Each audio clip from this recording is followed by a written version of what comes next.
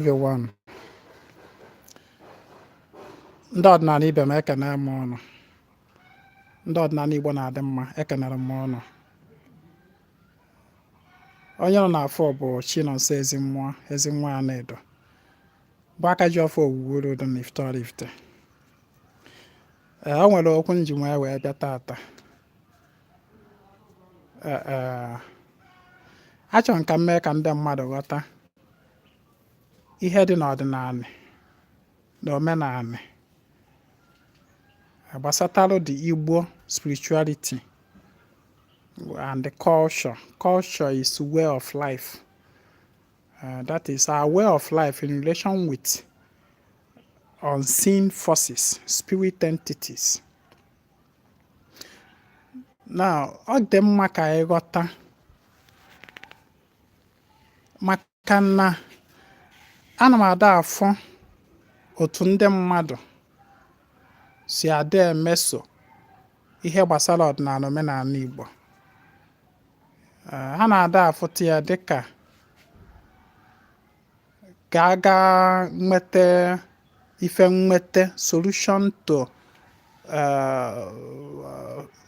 problems, especially financial problems, difficulties, ga-abụ onye na-ekwu okwu maka ọdịnala ọ na-achọ dibịa, uche ya abụrụ na dibịa ahụ ga-enye ya ife ya chọrọ.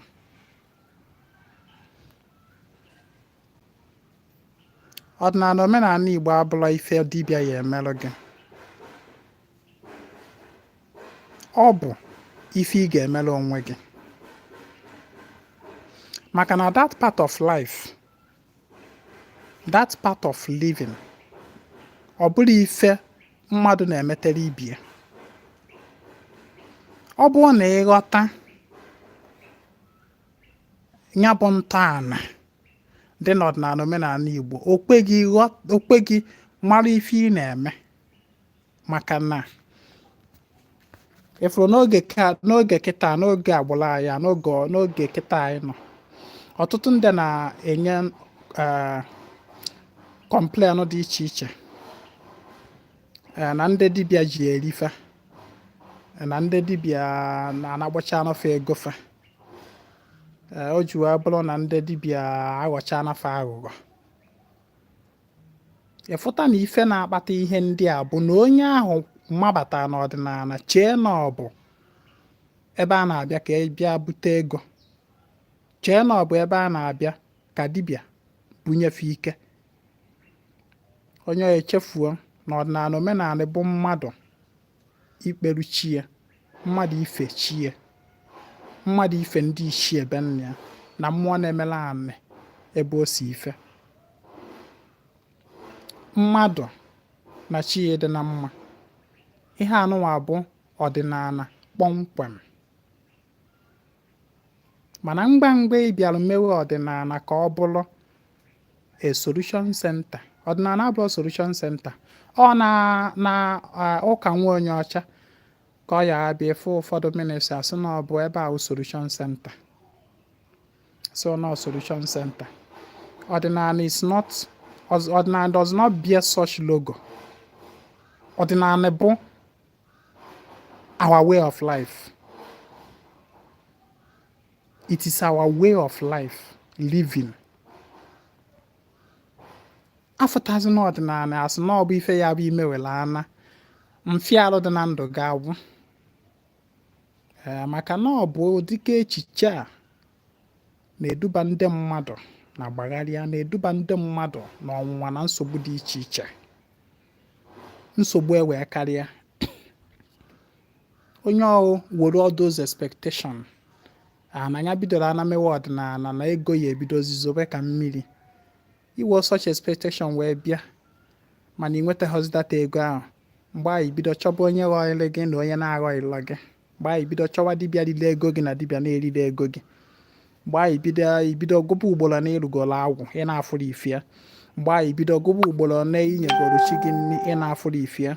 Mgbe anyị bido gụba ugboro na ijegoro ọrụ mmiri ị na-afụrụ ife ya.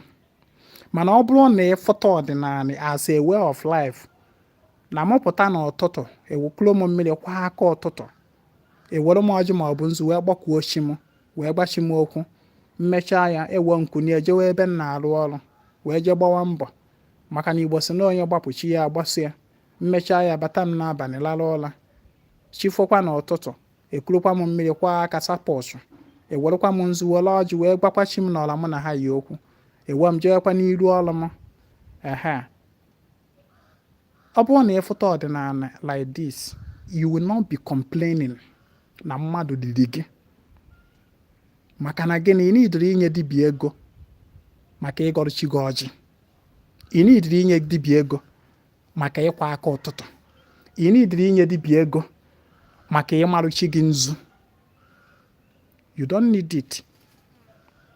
Ọ bụrụ na ịghọta ọdịnala as something that is just a way, normal way of living, that na from time to time like this mbịa ewere m ọjị agbada m mmiri eje mkpe ekpere na mmiri be anyị ekwuo m okwu waa ọjị ganye na mmiri ekuru m mmiri ana m anara onwe m ọgwụ ngụrụgụrụ eje m na mmụọ be nna m na-alụsị be nna m ewere m ọjị ọwụrụ ọjị ka m mere wụrụ mmanya ka m mere ewere m ya jee na-alụsị be nna m ekpee m ekpere anaba m ọ bụ na ikwu nne m nna nọ eje m ikwu nne m ewere m ọjị jekwa jụrụ akwụ n'ikwu nne m ana m emekwa ihe na-eme. If you see ọdịnala in this pattern you will not be complaining na o nwere onye riri gị.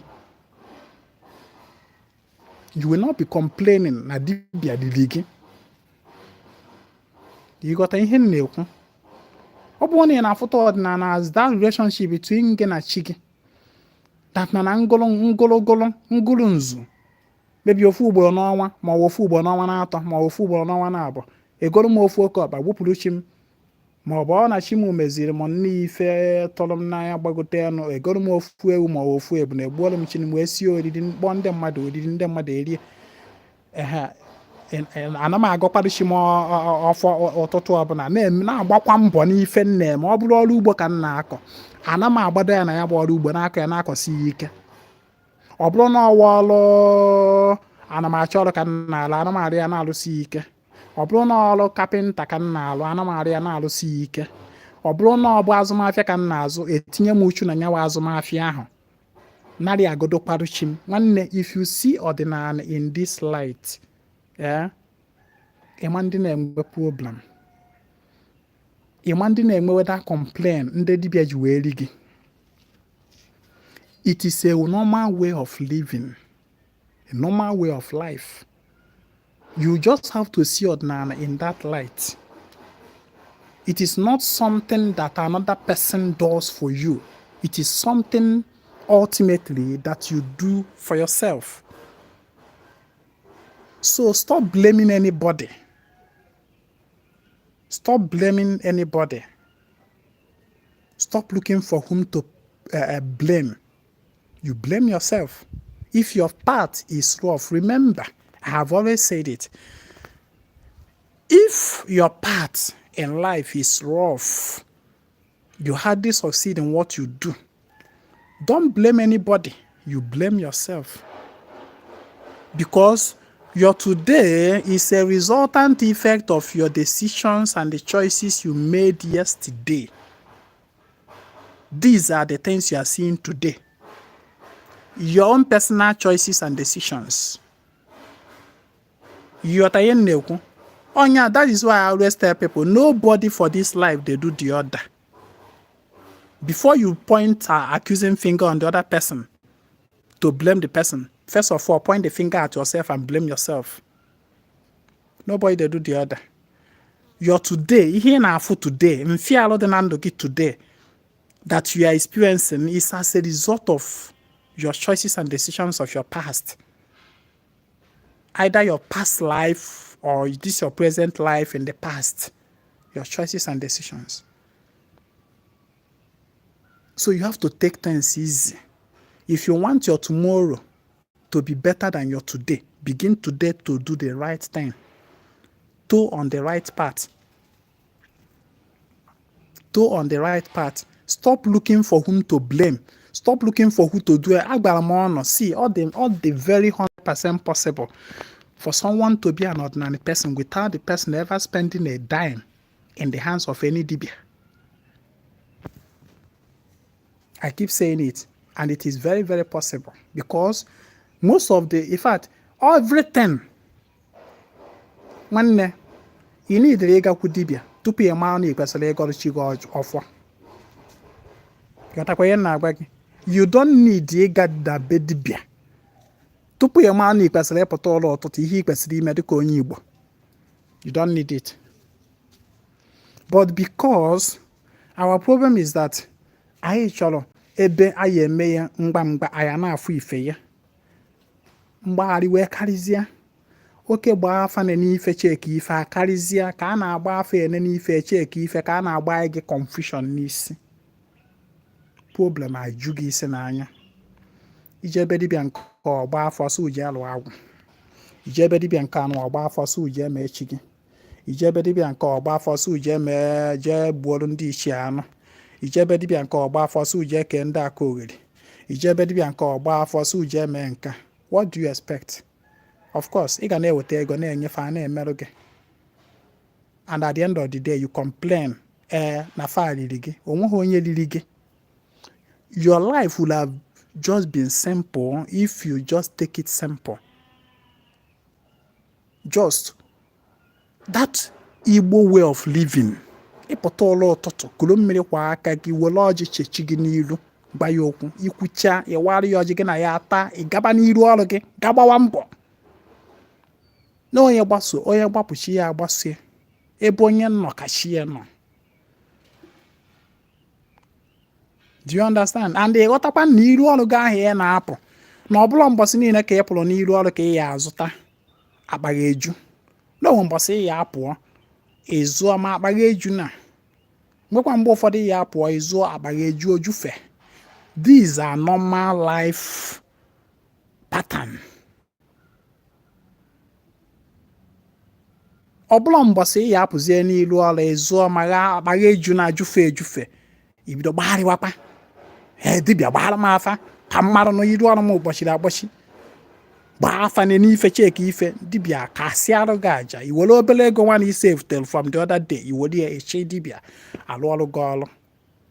At the end you still complain. Ama m ihe nji ekwu ife a nwanne, take your life jejely and nwayọọly, simple like that. Eji ndidi na akọ na uche amamife were ebi ụwa. Ọbụla mbọsị dinta bala ọfịa, ọbụla mbọsị niile ọ bala ọfịa ka ọ na-agbata anụ. Mana Igbo sị na onye ndidi bụ ya na-eri azụ ukpo. Ndị mmadụ kwesịrị ka ha mụta otu esi eji nwayọọ were esi ife ụwa, were amamife na akọ na uche zuru oke wee na-eso ife ụwa.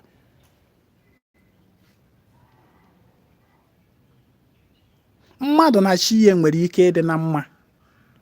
Yes, gị na chi gị nwere ike ịdị na mma like this, but sometimes ife a na-esiri gị ike financially, ịgba ịma mgbata, ịchụọ ịma nchụta, ọ dị na-eme. It does not mean that na that moment ya dị otu a that na chi gị gbakutere gị azụ ibido gbawa afa. Of course, once you peep, you must see something. Be calm, relaxed. Ọ na-ada adụ mma mmadụ ide eme ife mmụọ with calm and relaxed mind. Relax. Apply wisdom. Train yourself to be self-dependent. Depend on your self-thinking abilities, wisdom, knowledge, experiences. Ọ bụrụ oge ọ na-agbagharị, ị na-achọ dibịa. Asọkwa anyị ga-ejekwu na dibịa, akwụkwọ m dibịa, enidere m gị. Yes, enidere m gị because I am not a dibịa just for myself. I am a dibịa for everybody. But I'm telling you that nwanne, I am telling you categorically that about 90% of the things that take people today to Afa, those things that they should resolve themselves, that they shouldn't go to Afa for. About 90%. only 10% of the people that go to Afa today actually go to Afa for the reason, as in for good reason.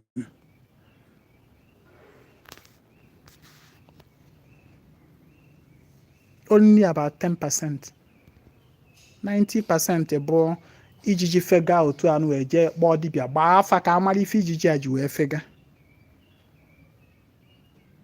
Onye aga ụkwụ agba ọkpọọ dibịa gbaa afa ka amara ife ụkwụ a ji wee kpọọ m. Of course, agwara m gị inyola ana ị ga-afụ. Ijekwula ana dibịa ka ọ gbaa afa, dibịa ya agba ịga aja n'isi, a ga-achụ nyawa aja, adị ị ga-eweta ego ya. Nwanne m, be calm, relax. Nwanne, if you begin ibido na-eme ife mmụọ with calm and relaxed mind, ị maa na ife mmụọ na-atọ ụtọ.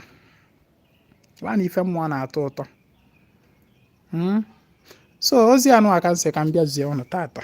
Ezi nwa na-edo ka ọnụ n'afọ. Asị m onye nwere ntị ya nụrụ. I have to stop here. Ọ bụrụ na ị nweta this message, please try to share it to others. My name is Ezi nwa na-edo. I come for the total restoration of Ọdịnanị na Omenanị Igbo.